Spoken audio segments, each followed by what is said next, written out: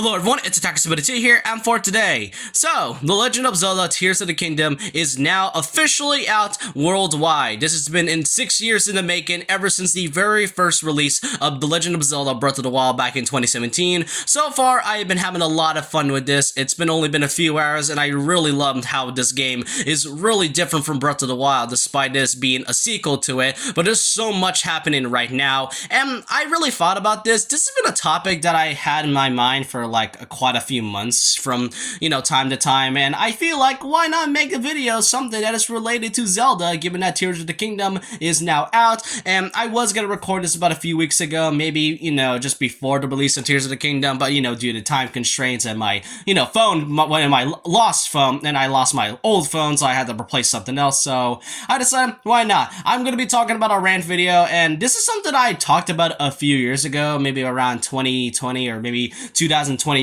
and that's basically the Zelda franchise being represented in Smash Brothers.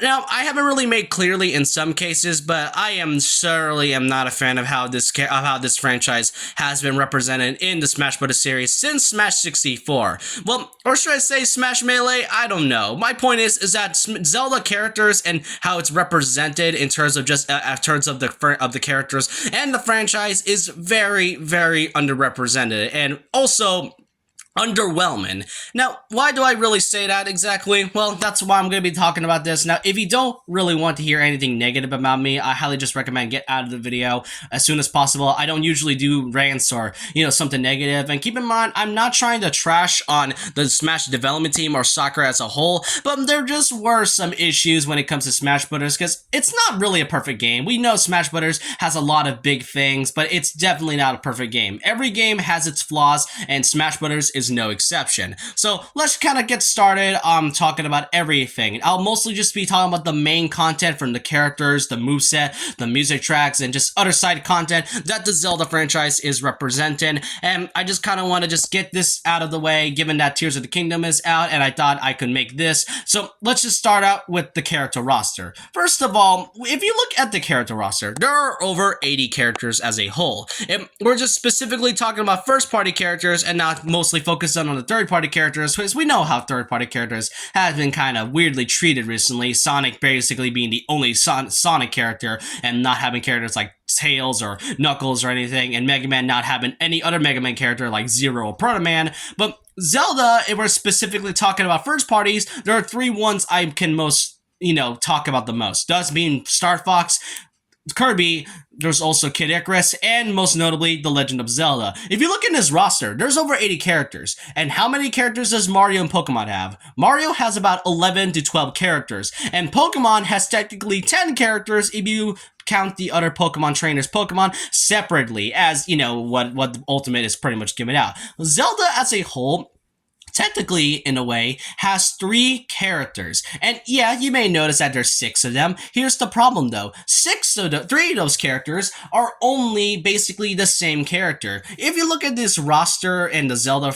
characters right here, the character roster is already underwhelming. It doesn't really give that much of a diverse cast of Zelda characters. You got Link, Cartoon Link, very bad Cartoon Link, Zelda, I think, and Captain Falcon's uncle. As you can tell, there's just nothing much I can say about it. It's mostly just Link, Zelda, and then Dorf. That's really all about it. I get it's a way to represent the Triforce, which, the Triforce has the Triforce of power, wisdom, and courage and all. It's basically like that. But really, if that's the case, then just keep Zelda, Link, and just keep Link, Zelda, and Ganondorf. She can be a bit of an exception, but I will talk about that later on, as like I said, Sheik is basically just Zelda in disguise, and that technically counts her as like a Zelda character, as like a technical Zelda character in a way, just like a Zelda really. But my point is that there's not that much of a diverse cast of characters from the Zelda from the franchise. I mean, there's a whole bunch of them, to be honest. You could go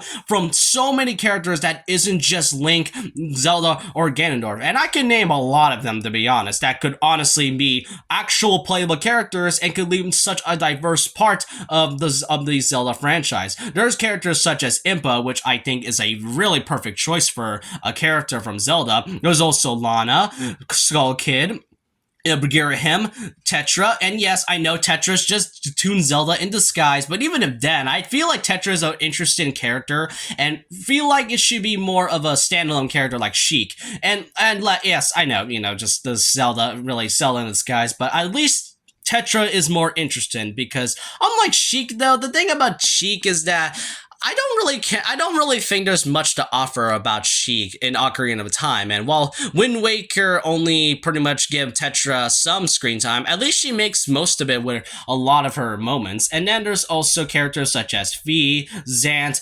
Midna, Linkle, Demise, and Vadi, any of the four champions. Heck, I'll even take Groose and Tingle just to get some diverse characters. That's how you know the character roster from Zelda is underwhelming. When I literally mentioned two of the most joke characters, yet I do think Groose would be an interesting pick. Really, there's just so many characters that isn't just Link, Zelda, or Ganondorf that it's baffling that we haven't gotten any other character that isn't just those three characters from the Triforce. I would personally want Impa more, but I would also love to see Zant as well. And here's the thing, I mentioned at least three characters who are assist trophies in this game. Those being Midna, Girahim, and Skull Kid. Skull Kid, I guess, could have some potential as a playable character, but Midna and Girahim has no excuse to be an assist trophy. I've played Skyward Sword recently, and I think that Girahim would be an interesting character to make as a playable fighter, especially from how he fights in a few of his boss fights. And there's also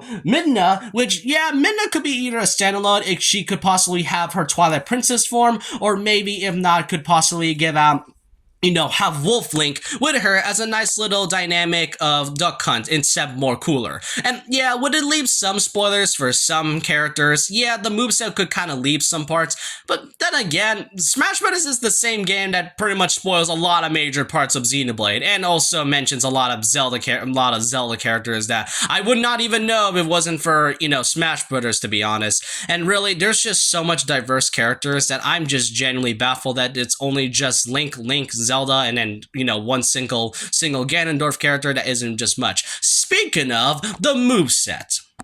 Now, throughout the years, the moveset has been oddly weird in a way, or should I say mispotentialed. With some, as the years go by, some characters mostly get a moveset change from time to time, and we do get to see that for some Zelda characters, but at the same time, most of them felt like they never change at all. Link, Zelda, Sheik, Toon Link, Young Link, and then also Ganondorf, these are really just the characters that had a lot of mispotential in terms of the moveset. Link, for example, while he did have the Champion's Tunic in Ultimate, all it ever did give him was basically 2 arrows and then a remote bombs, and really that's about it. He doesn't really offer much from Breath of the Wild aside from just those 2 things. I would have personally loved to see his abilities coming from the 4 champions in Breath of the Wild, where you can have Mipha's Grace, Rivali's Gale, Daruk's Shield, and even Urbosa's Fury. All those things could have made amazing moveset parts of Link when he's in his Champion's Tunic. And yeah, while I do like the 2 arrows and the remote bombs, all I can really tell is that Link just got a design change, and then that's really about it. The boomerang, I guess I don't mind, but I would have honestly preferred to see him have, Urbosa's Fury as, it's either its side smash or maybe just its, its side special. It doesn't really matter. It's pretty much missed potential, and like I said, would it leave spoilers? Kinda, but this is the same game that spoils a lot of parts for Xenoblade. And then there's also Zelda. I guess, except for the design change, I don't truly mind the design change with her having the mix of Link to the Past and then Link Between Worlds, but her moveset overall didn't really change aside from the Final Smash being the Triforce of Wisdom. As the Phantom and all, but isn't the Phantom mostly involved in, another certain character from the Zelda series? It's Toon Zelda, obviously, but it's from, another Zelda game. It was either the Phantom Hourglass or Spirit Track. It was either of those games that did feature the Phantom. So, having Zelda and, having the Phantom wouldn't make so sense, especially with this kind of design. Personally, I've only played, 5 Zelda games, so I might not know the lore about it, but really, I think that there really isn't much I can give out. Plus the light bow and arrow, I think that should have been at least a part of a move set as well. Yeah, it was kind of once back when it was just her final smash, but I would have really loved to see how it would work as an actual regular attack. We've seen that happening with the actual with Zelda in Age of Calamity, where she had the light bow and arrow, and we can see her make some good use to it. And it's mostly just a regular item to that Zelda in Age of Calamity than just being like a major item. It is a major item in the Zelda series, but imagine it being a part of a moveset. It can only have a few limited uses, which I can truly understand why. And really, overall, if they ever want to make another Smash Bros. Game in the future, maybe have the Zelda from Breath of the Wild, and then have that mixed from her moveset in the current Smash games, and then also have the mix from Age of Calamity, just to pretty much make Zelda a little bit more of a diverse character in terms of moveset. Sheik is a mixed one in my opinion. Like I said, Sheik is just Zelda in disguise, so there may not be much to change about it. The problem is though is that I don't really think she has that much given as a character ever since her appearance in Ocarina of Time. Afterwards, she just kind of was there. She was meant to return in Twilight Princess according to some scrapped artwork I found, and then just disappeared and I guess kind of didn't appear at all. What's even interesting is that in her character model, she actually has a dagger, which she has not used until her final smash in Ultimate. So I find it so weird how she doesn't have her dagger. I can only accept Sheik if they decided to give her at least a brand new moveset. Maybe most likely take it from, Hyrule Warriors, since she does make an appearance from that game, and she does have a more, complicated and more interesting moveset than the one she has in Smash Bros. All I know, and also just fix the personality. I don't know why, but from what I've seen in Sheik, she's mostly just a calm character. From what I've seen in Ultimate, from all the poses and taunts, it kind of makes her feel a little bit too arrogant, which I'm not too sure how to feel about that. But then we get to the three biggest offenders in this one, that being Young Link, Toon Link, and Ganondorf. For Young Link specifically, the last game he was in before Ultimate was Melee, which was around 2001. He did not appear in Smash Brawl or Smash 4, but he made his return in Ultimate, and I was curious to see how his moveset changed. Unfortunately, he is still a semi-clone of Link. I did not really expect him to not have a change of moveset, and it's really underwhelming as well. I get that this moveset was supposed to be based off from Ocarina of Time, which was like the biggest and most influential Zelda game at the time, but why exactly does he not get the moveset from Majora's Mask? We've seen that in Hyrule Warriors, where this Young Link has the mask from Majora's Mask, and it can transform into many different variants. It's specifically Fierce Deity. I was disappointed that Fierce Deity was not a Final Smash for Young Link. He mostly just get the Triforce Slash, which was Link's old Final Smash in Brawl and 4, and it's so weird for him to just get that instead of just, having Fierce Deity. That would have been really cool. We already got Fierce Deity alternate costume for Link, so why not make it an actual moveset for Young Link? It's really so weird. I get that it's supposed to be based off of Ocarina of Time, but just make the Majora's Mask one. That's actually really interesting and gives out a lot of variety in terms of mask and usage in whatever he has. He's the most missed potential and one of the biggest offenders. And then there's also Toon Link. Now, here's the thing. If they changed Link's moveset into like what he is in Breath of the Wild, and then Young Link as a character, making him having the elements from Majora's Mask, I would have honestly mind Toon Link just staying the way he is. Problem is that, like I said, these three Links, they all almost played the exact same, even with the moveset change. And I felt like Toon Link's moveset could have been taken some areas from Wind Waker. We've seen how he can use it. He can use some area, and he can use some other items and major parts from Wind Waker, so I was kind of genuinely surprised that they didn't really do that, because why exactly would they make the same moveset almost the exact same for Link and Young Link if they aren't going to make any changes, even with the design change? So I was a little disappointed that Toon Link didn't get much of a major moveset change at all. And then there's the biggest one, Ganondorf.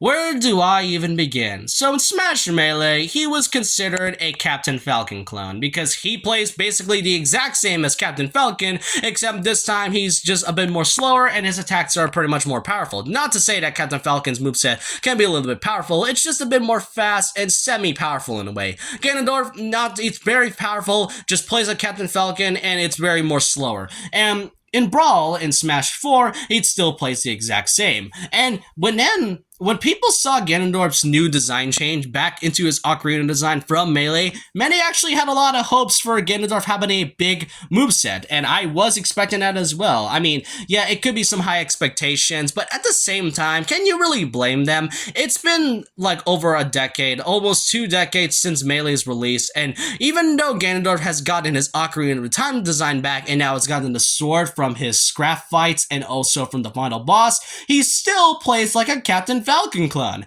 How has it been 3 to 4 games and Ganondorf still plays like a Captain Falcon clone? This is by far the biggest offender of the Zelda cast in terms of movesets and design wise. Really, I was just surprised they did not update Ganondorf's moveset. And no, him having a sword does not change anything. He still plays like Captain Falcon. If anything, I highly recommend watching a few videos, revamping Ganondorf's entire moveset, where they actually make him more of an interesting character. And I've seen fan games like, Smash Brothers Project M, and I think Smash Brothers Legacy, where there was a Ganondorf, and that actually had a Ganondorf with a very more interesting and, variety of a moveset than the Ganondorf we have in Smash Brothers. It's really baffling to me, and I know I've been pretty negative this entire video, but trust me, I'm just saying my thoughts and opinions about just how I feel about Zelda representation overall.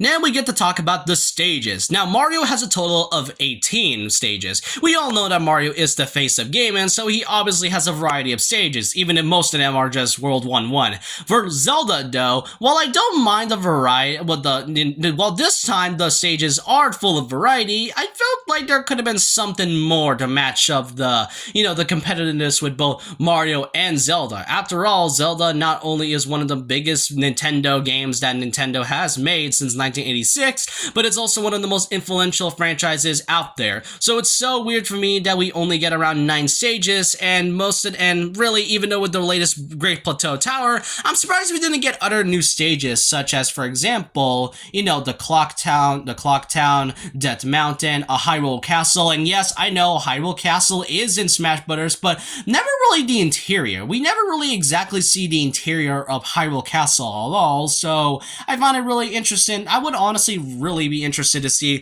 what if we can just find a stage where we can fight inside Hyrule Castle. And then there's also this one from Link's Awakening. I forgot what this was called. Koholint from Link's Awakening. I would honestly prefer that as well, to have the background of the giant egg of the windfish from the background. That would have been a nice, interesting change overall. But really, the variety of stages feels a little bit underwhelming in terms of things. Even with each one having from each different game, I felt like there could have been some more to pretty much, match the total numbers for Mario stages as a whole.